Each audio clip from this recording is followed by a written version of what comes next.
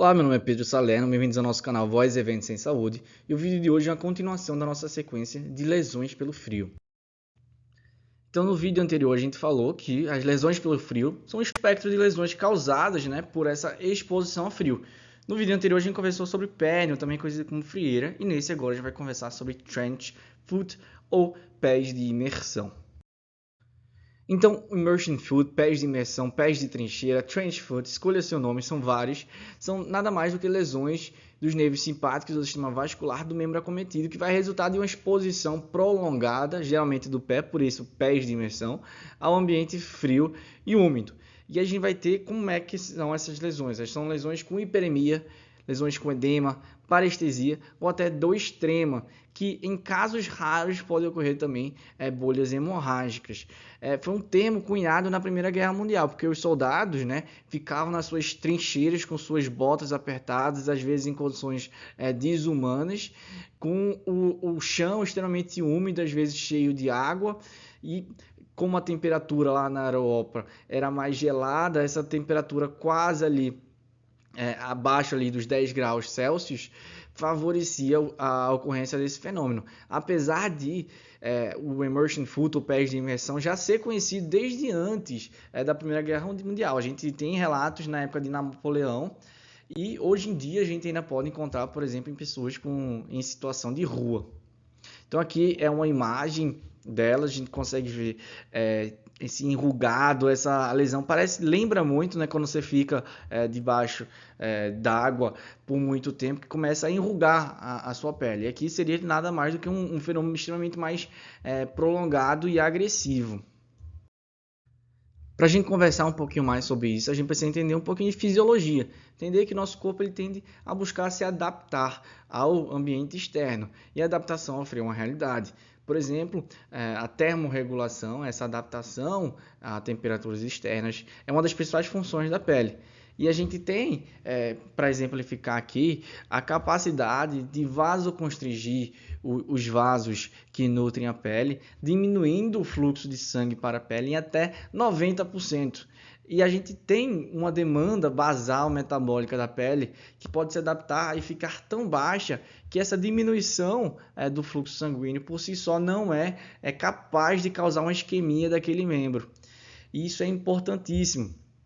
E a gente falou agora que no frio a gente tende a fazer essa vasoconstrição, mas mais interessante ainda é que em alguns cenários a gente pode ter a vasodilatação induzida pelo frio, principalmente quando esse frio é mais extremo. Então, para aquecer aquele membro que está exposto a uma temperatura tão fria, o vaso, em vez de constringir, que seria a resposta normal, a resposta treinada dele, ele tem em alguns momentos uma vasodilatação para aumentar repentinamente aquele fluxo para a área, aquecendo ele e provendo os nutrientes necessários também. Então, agora que a gente falou sobre fisiologia, a gente vai falar um pouquinho sobre a patofisiologia, que é um pouquinho menos esclarecida do que a fisiologia da pele, da termorregulação. Mas a gente sabe que a exposição a condições úmidas e frias, como a gente vem falando, pode causar um dano àquele mecanismo de autorregulação, com o dano microvascular daqueles vasos que nutrem e endotelial. E pode ter também um possível dano neural que poderia explicar as parestesias, por exemplo. Apesar de a gente não saber todos os fatores envolvidos nesse processo, a gente sabe, por exemplo, que a duração da exposição tem muito a ver, a recorrência daquela exposição também, e o grau de exposição, ou seja, quão frio aquela temperatura estava, tem importância nesse processo.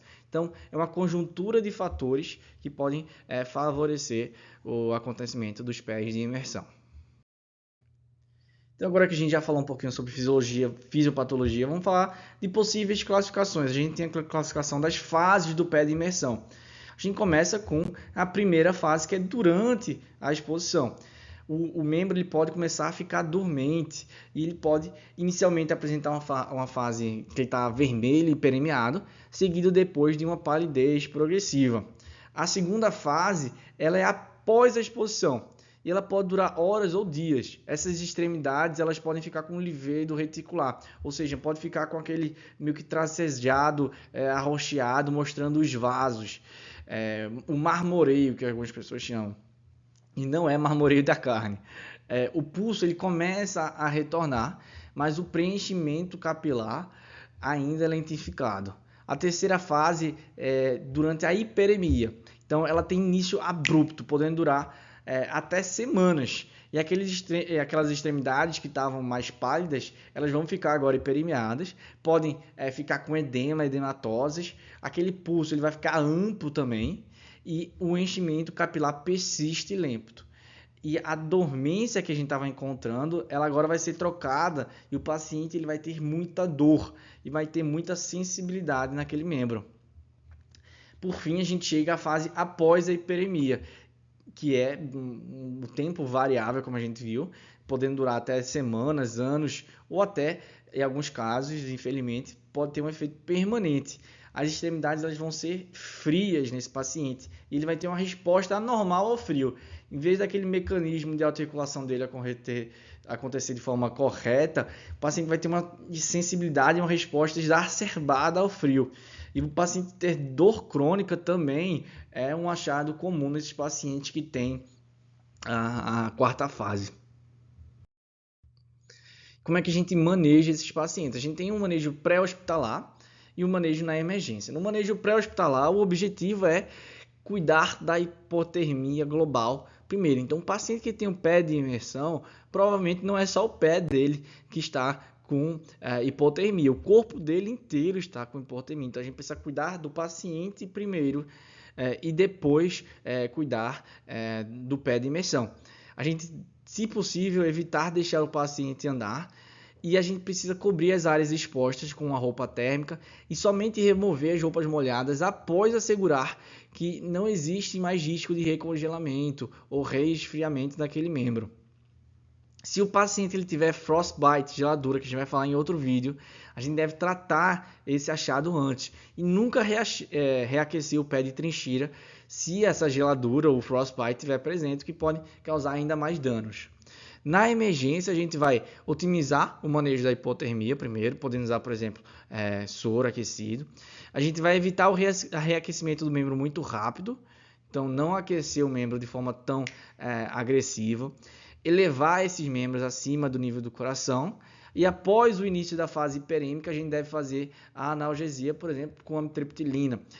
Antes da fase hiperêmica, quando o paciente tem dormência, não tem estudos que apoiam o uso de analgésicos nessa fase com forma preventiva, tá certo? Somente quando começa a fase hiperêmica. Somente fazer antibiótico também se tiver sinais de infecção. Então é isso, pessoal. Obrigado por ter assistido o vídeo até aqui. Se você gostou, não custa nada, deixa teu like, se inscreve no nosso canal. A gente traz vídeo aqui com uma certa frequência boa.